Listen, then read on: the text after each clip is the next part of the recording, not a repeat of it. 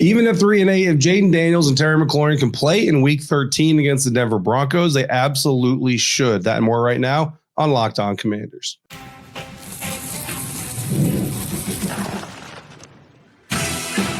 You are Locked On Commanders, your daily podcast on the Washington Commanders. Part of the Locked On Podcast Network, your team every day. This is Locked On Commanders, part of the Locked On Podcast Network, now the #1 sports podcast network in the world. I'm David Harrison, your guy on the ground covering the Washington Commanders for WUSA 9. Also writing about the Commanders for Commanders on SI and on X at DHarrison82. Coming up on today's episode, who might return after the bye week and why the shift to Dan Quinn may have worked. But first, I'm making the case that injured players should play when healthy, regardless of the team's record. All that coming up on this mailbag episode of Locked On Commanders, a proud part of the Locked On Podcast Network, your team every day. And it's all brought to you by Prize Picks. Download the Prize Picks app today. Use the code Locked On NFL to get $50 in lineups after you play your first $5 lineup. Mailbag episode today. Sorry for the delay here. I've been a little bit under the weather. You can probably hear it a little bit in my voice. Still kind of fighting everything off. Starting to feel better. Starting to turn for the better. But basically the day after I got back from Spain, I just woke up with all the cruds that you could possibly have. And so I've been battling that here a little bit this bye week. But wanted to get this mailbag episode. Insiders came through with a lot of great questions as usual. And we're going to start it off with Joy and TJ, who basically asked the question, to play or not to play. Talking about Jayden Daniels, talking about Terry McLaurin, essentially asking, with the team sitting at 3-8 and injuries just continuing to mount week by week, should the Commanders shut down Jayden Daniels and Terry McLaurin for the rest of the season? Joy asked specifically about Jayden. Does he need the reps to reacclimate, develop, or should he just handle his recovery right now and then go into the offseason with a list of things to work on? TJ wanted to know, do you shut down Terry McLaurin or not? So I think when you talk about the case for shutting down either of these guys or both of these guys, I think if you shut down one, you're going to shut down both, right? Because it's essentially for the same purposes. Again, at 3-8, the likelihood of making the playoffs are slim to none. I mean, a 9-win team making the postseason certainly could happen, right? Like it's definitely happened before as a wild card. But ideally and theoretically, you're kind of always hitting that 10-win mark. You need 10 wins or more to really put yourself in position to make the playoffs. Going with 9 wins, you're likely to miss the postseason, and now you've got a mid-round draft pick instead of an early draft pick, so you're kind of stuck in purgatory. Whereas at least if you miss the playoffs and you have a high draft pick, you can go get yourself a blue chip player to potentially bring you back to postseason contention the following season. So those are really the main reasons that people want to shut them down. Yeah, you don't want to risk the injury and all that kind of stuff, but ultimately the theory is behind the lost season and get the highest draft pick you possibly can. So if the playoffs are mathematically unlikely, or even if they get mathematically eliminated, look, there's no guarantee right now that McLaurin or Daniels or both is going to be available for the game against the Denver Broncos when they return from the bye in Week 13. So even that part is hypothetical right now, right? But I will say this: development is not linear, right? Development is something that kind of fades as time goes, right? And we are about to enter the offseason for the Washington Commanders. And Terry McLaurin, I don't know how much development you really need, but the development of that relationship, I think, is incredibly important. Development and the knowledge of the offense is incredibly important. And yeah, I know that Cliff Kingsbury could potentially get hired away as a head coach this offseason, although I don't know how much this season and how much owners and GMs are going to kind of look at what's going on with the Commanders this year and be like, maybe we want to pump the brakes on Cliff Kingsbury being this, top head coach candidate. I don't know how that's going to play out this offseason, but bottom line is, when you have the opportunity to develop a guy, you need to take those opportunities because you just don't get them all that often. And Jayden Daniels specifically, you need to kind of get him out there to work on some of the things that we've seen this season. He's still a young quarterback. We've heard Dan Quinn talk about it. We've heard Cliff Kingsbury talk about it. I know Kurt Warner put out a video that went, pretty viral, if not completely viral. And the thing I didn't like about that video is Kurt's only talking about the negatives and only talking about the things that Jayden needs to work on. There's clearly things that Jayden is doing well, but yes, there are things that Jayden still needs to work on. And you can only really work on some of these things by going and getting those live reps. So you need to get him out there and do those. And yeah, there's a risk of injury to those live reps. Of course, there always is. But there's a risk of injury to every live rep, whether it comes next preseason, whether it comes next season, all of these things. And there is a but for every conversation, right? Like, you want to make the case of Jayden Daniels shutting it down for the season so you don't risk getting him injured in the end of November or into December and even that last game in January for the sake of not having him injured in the offseason program training camp next year. Okay, cool. But the problem with that could come in, he comes into next season, potentially comes off to a rusty start, having not played meaningful football really since October of the year before, almost a full year of not playing meaningful football. Gets off to a rusty start. There's the but there. You have him play at the end of this season, even though the playoffs are not likely or eliminated. And the but there is, okay, what if he gets injured and now you don't have him for next season? There's a but to everything. The bottom line is what is best for the player's development. What's best for the player's development is always going to be to go out there and get the reps. So get the reps for Jayden Daniels, get the reps for Terry McLaurin with Jayden Daniels, get those things going. And continue your culture of competition, right? That's what Dan Quinn and Adam Peters came into this organization preaching was competition. We're always going to go out there and compete. We're always going to go out there and do these things. So you have to kind of continue that trend if you're going to really try to get guys to buy into it. So for me, if he's medically cleared and he's healthy, and again, I'm not talking about risking it. I'm not talking about, well, he can technically play, but he probably shouldn't. No, I'm talking about medically cleared, healthy, good to go, injuries healed, all that kind of stuff. Get out there, get those reps. That is my stance. I know it's the stance of a lot of other people. Certainly, there are going to be people who disagree. And again, this is a 50-50 society proposition. So if he goes out there and doesn't get hurt, all kinds of people are going to pat themselves on the back and say, see, I told you he should have played, get those reps. And look, he didn't get hurt, so it turned out fine. I was right. Or if he goes out there and does get hurt, knock on wood, doesn't happen. The people who say, oh, but you're risking injury, and say, see, this is what I told you would happen. I knew it would happen. Bottom line is none of us knows what's going to happen. The only thing you can do is make the best decision for what the player needs moving forward. What the player needs is to continue to grow and get better in his skill. Again, you can only do that on the field. Everybody needs to be healthy, but every time you go out there and play football, you're putting that health on the line. Whether it's in November, December, or next September, you're always putting that on the line. That's never going to go away. Question number 2 comes from Insider Joy as well. Is the run game success real? Despite the loss in Madrid, the running game had some success. 5.2 yards per carry is a really good average. Is that sustainable moving forward? And I will say this, in week 11 against Miami Dolphins, without Jayden Daniels, without Terry McLaurin, the game plan still produced over 170 yards rushing. Do I believe it's sustainable? I do, because even with all of these bad weeks of the Washington Commanders run game, I think that they're more bad in relation to what we saw early in the season than they are bad overall, because they still only fell to seventh in the NFL in rushing yards. And I understand that's not as good as first. It's not as good as second, third, fourth, fifth, right? But we've seen some of these other areas where they're truly bad plummet, right? Sack rate, they were once top 5 in the league in sack rate. They lost Dorrance Armstrong. They lost their entire pass rush. That's now plummeted to 27th in the NFL. So when you become truly bad at something, your rating, your reflection is your stats are going to reflect in that once you get into the meat of the season, which 11 weeks in, we clearly are. So that's what you've seen with the rushing game.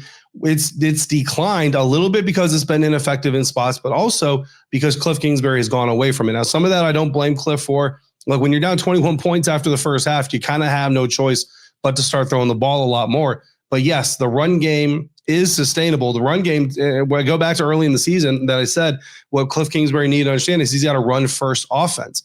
The problem by and large has been there's been times and points where Cliff has not, wanted to accept that.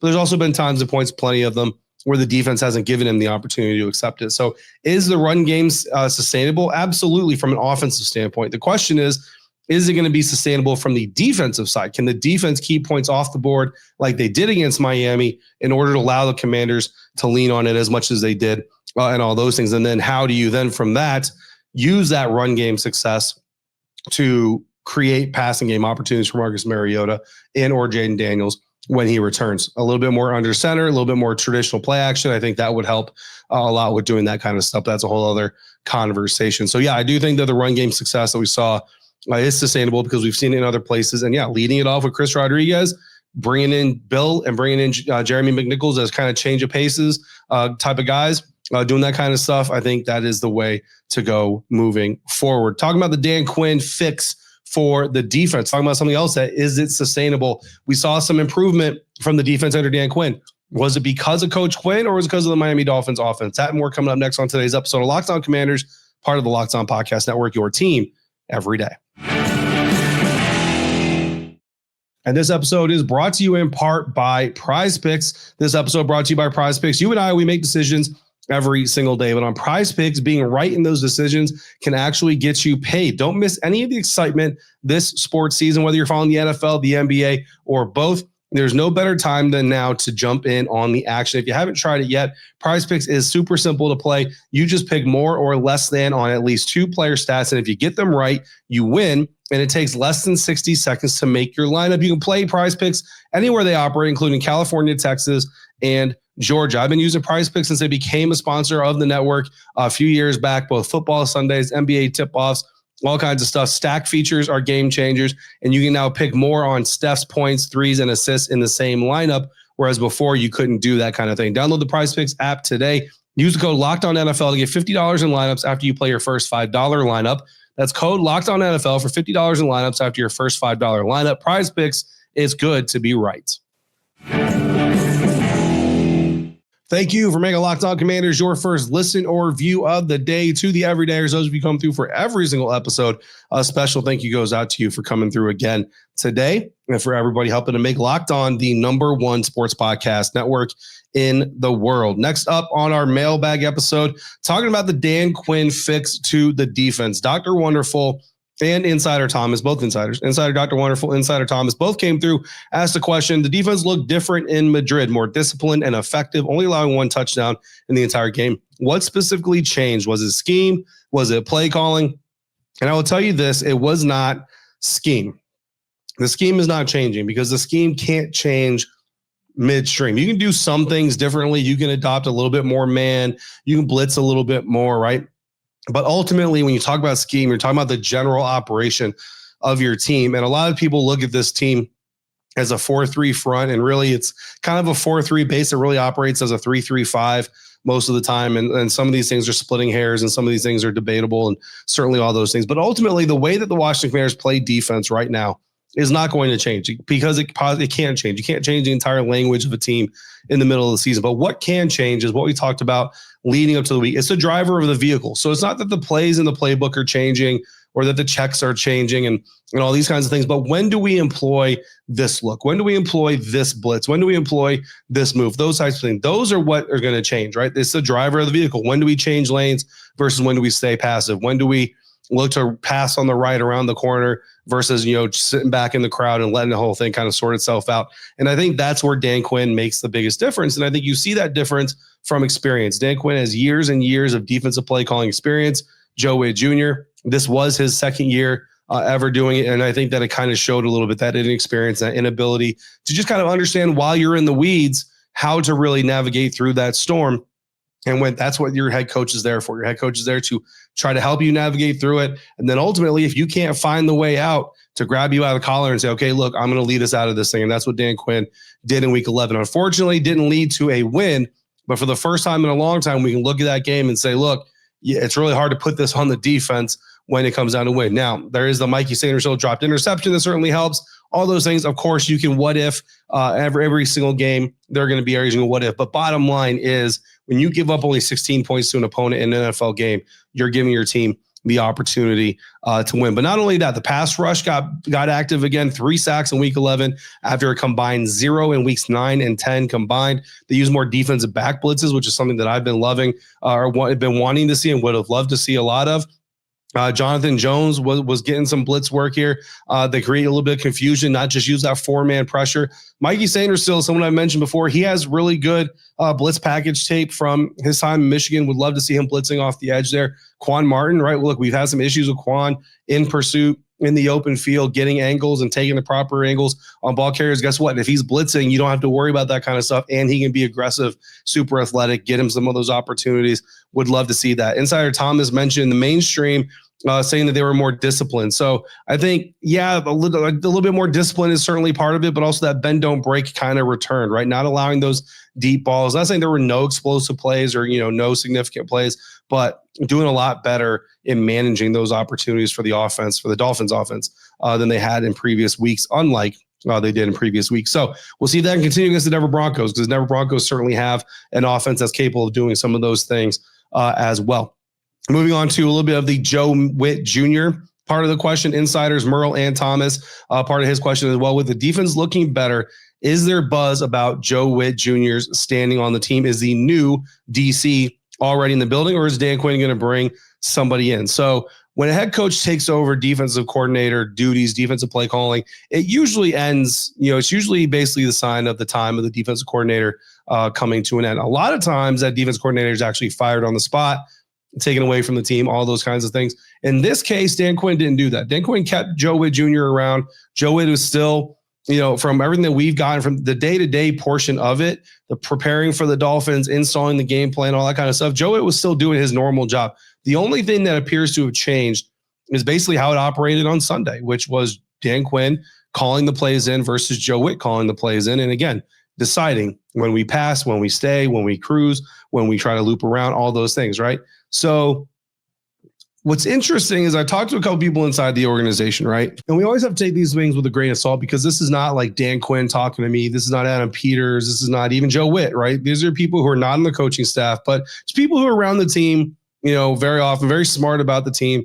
And there is a belief that there's at least a possibility that Joe Whitt Jr. is not done here. That Joe Whitt Jr. is not getting fired this offseason.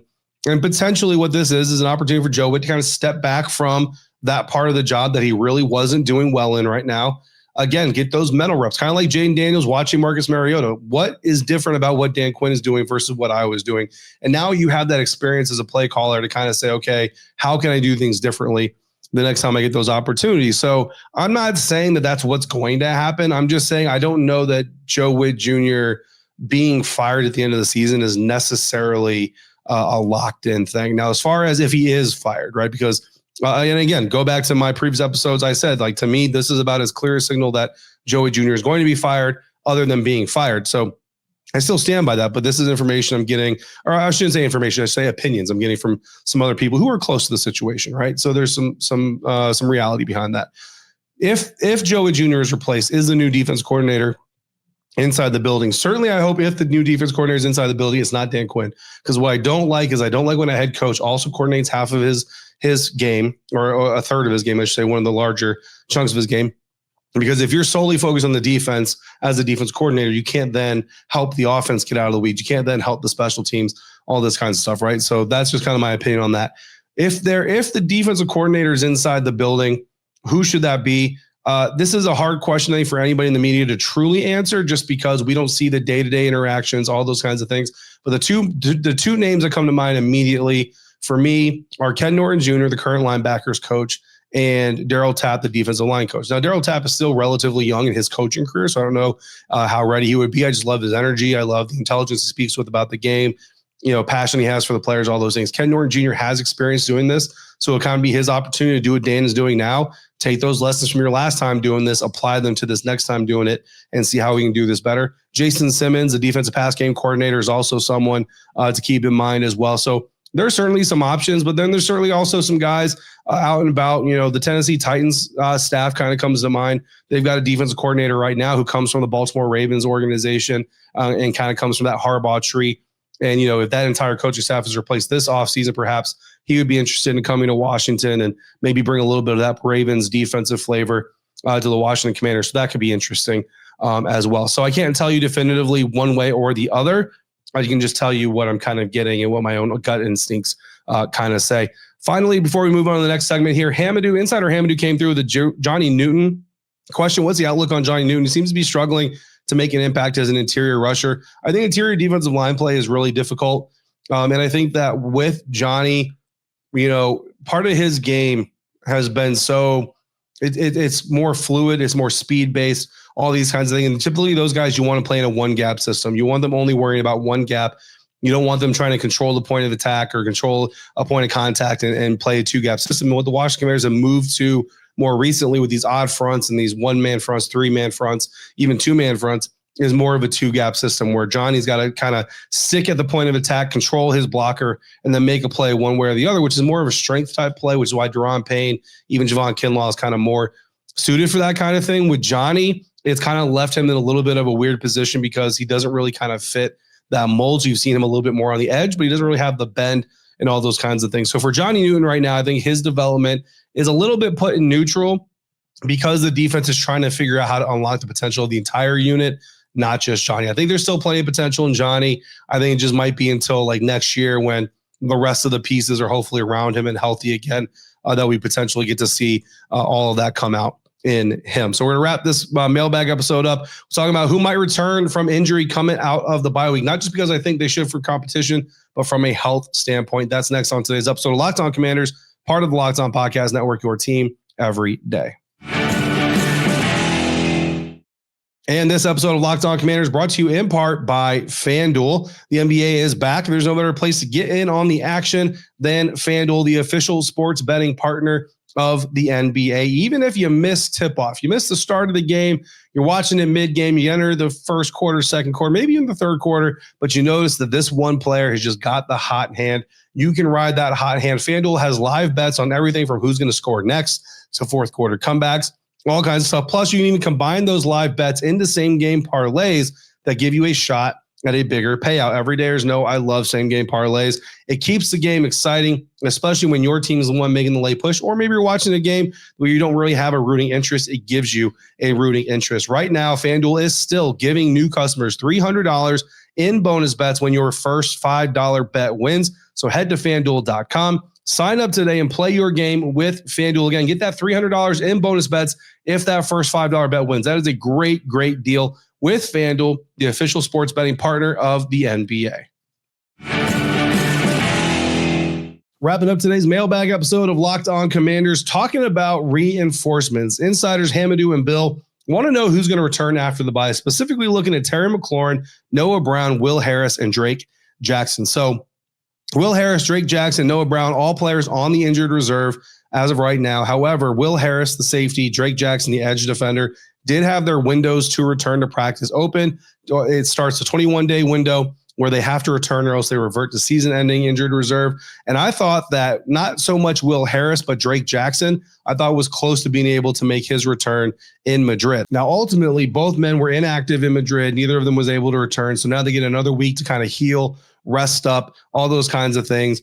And then we'll see what happens going into the Denver Broncos game. But I think both these guys certainly have the opportunity, the potential to come back against the Denver Broncos. So I would give them a better opportunity than anybody. Noah Brown, I'm going to be honest with you, I don't know that Noah Brown is coming back at all. He was in Madrid, but truthfully, there was one day during practice where he wasn't even practicing. He was in like shorts and a Commander's t-shirt, and he was just kind of walking around the field. And, you know, like not being like a distraction or anything, but he wasn't doing like football activities or things like that. Now, he was working out with trainers and things just like Terry McLaurin was, but Terry McLaurin was doing that the entirety of the time we were in Madrid, whereas Noah Brown had some moments where he was just kind of hanging around and things like that. So again, and those are optics, and that's always dangerous. And I want to make sure we're like, that's not down talking Noah or anything like that. I'm just saying with those optics, it kind of gives me a feeling that Noah Brown is not close to returning the way that obviously Will Harris and Drake Jackson are, and potentially even Terry McLaurin. But I do think we see all three of those guys, Terry McLaurin, Will Harris, come back.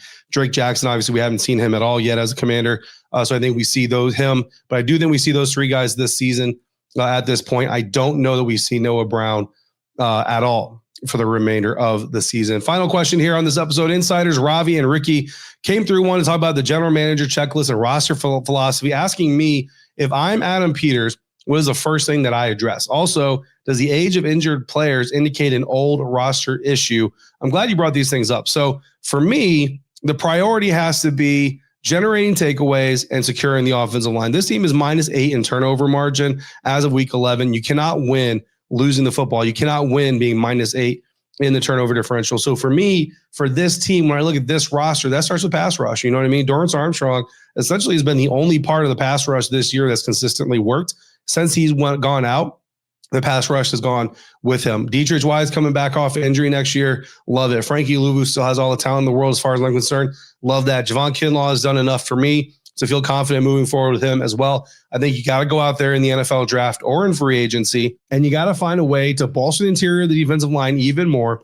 And you've got to find another edge presence, whether it be in the draft, like I said, or in free agency, probably most likely in the draft, especially if you're picking high up in the NFL draft. We are going to do a mock draft here later on in the week, not because of the record. I do want to be clear here, not because of the record.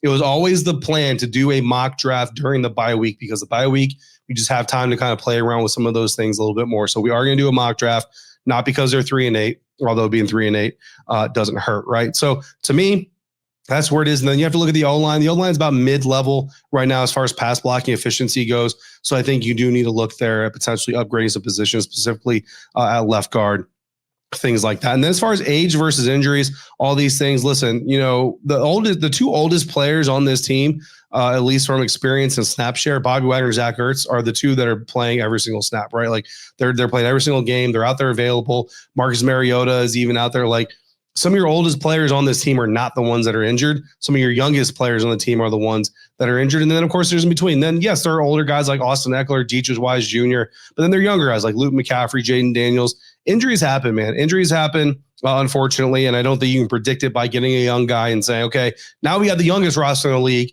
We won't have near the injuries that they had with the oldest roster in the league. That's not really how it works. So, I know that's easy, but I know it's an easy way to go. I know that's not what the question is saying. The question is asking, is that the fact? But no, that's not the correlation there. It's not just automatically, if you have the oldest roster in the NFL, you're going to have the most injuries in the NFL.